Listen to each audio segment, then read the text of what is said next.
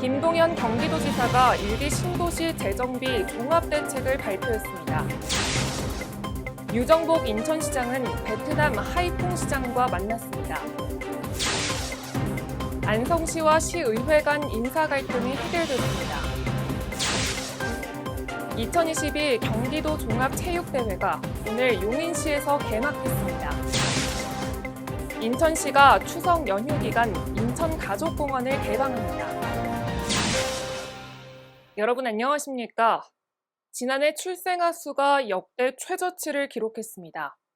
합계 출산율은 OECD 국가 가운데 최저인 0.81명으로 한 명에 못 미치는 나라는 우리나라뿐이었는데요. 코로나19로 혼인 건수가 크게 줄었고 치솟는 집값도 영향을 미쳤다는 분석입니다. 8월 25일 목요일 투데이샷 주요 뉴스입니다. 김동연 지사가 일기 신도시 재정비에 관한 경기도 종합대책을 발표했습니다. 김 지사는 조속한 일기 신도시 재정비를 위해 경기도에서 할 수 있는 일을 적극 추진하겠다고 밝혔는데요. 구체적인 대책으로 도지사 직속 전담 조직 구성과 재정 지원, 실태 조사 등을 제시했습니다. 또 일기 신도시뿐만 아니라 조성 후 30년이 넘은 원도심 노후와 공동주택에 대해서도 신속한 재정비를 진행하겠다는 뜻도 내비쳤습니다.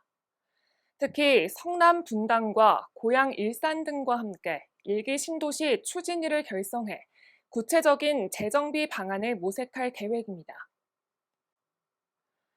유정복 인천시장은 오늘 시청 접견실에서 응웬 반튼 베트남 하이퐁 시장과 면담을 가졌습니다.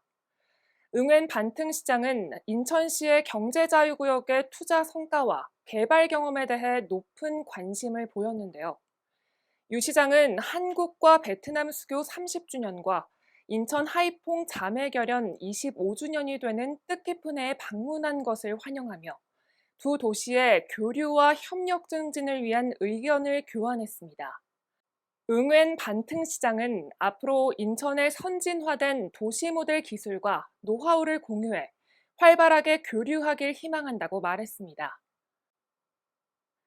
안성시와 시의회 간의 인사 갈등이 봉합됐습니다. 지난 1월 지방의회 인사권 독립을 취지로 지방자치법이 개정됐으나 기존 집행부와 의회의 입장차를 좁히지 못해 인사 파행이 지속되는데요. 안정열 의장은 인사협의체 구성이라는 방안으로 타협을 도출해냈습니다. 이에 따라 오는 29일에 열리는 제206회 임시회에서 민생 안정을 위한 추가 경정 예산안 등을 심의할 예정입니다. 한편 이번 갈등 봉합 사례는 지자체 인사권에 대한 전국적인 모범 사례가 될 것으로 기대되고 있습니다. 제68회 경기도 종합체육대회가 오늘 용인시에서 막을 올렸습니다. 이번 체육대회는 2019년 안산시에서 열린 대회 이후 3년 만인데요. 오늘 개회식은 가수 에일리와 함께하는 애국가 제창을 시작으로 이상일 용인시장의 환영사와 김동연 경기도지사의 대회사가 이어졌습니다. 이번 대회는 도내 31개 시군 1,302명의 선수단이 참가해 육상과 수영, 축구 등 25개 종목에서 열띤 경쟁을 펼칩니다. 인천시가 추석 연휴 기간 인천가족공원을 개방합니다. 명절에 방문객들의 성묘가 가능해진 건 코로나19 발생 이후 3년 만인데요. 다만 추석 당일인 9월 10일 토요일에는 가족공원의 차량 진입을 전면 통제하며 부평 삼거리역에서 출발하는 무료 셔틀버스를 운행할 예정입니다. 시는 시민들의 안전하고 쾌적한 성묘를 위해 안전과 교통주차 대책 등 종합대책을 수립해 추진하기로 결정했습니다. 특히 코로나19 일일 확진자가 급증하고 있는 만큼 열감지기 설치와 실내 음식 취식 금지 등 방역관리에 만전을 기할 방침입니다.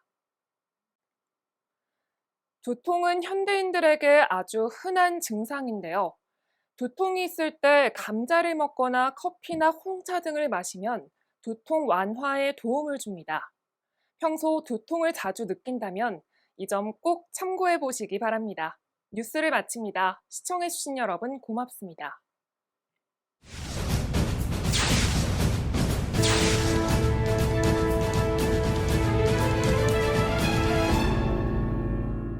돈인가 사랑인가 명예이던가 사나이 인생길을 거침없이 오늘도 살아간다. 아파할 것도 눈물을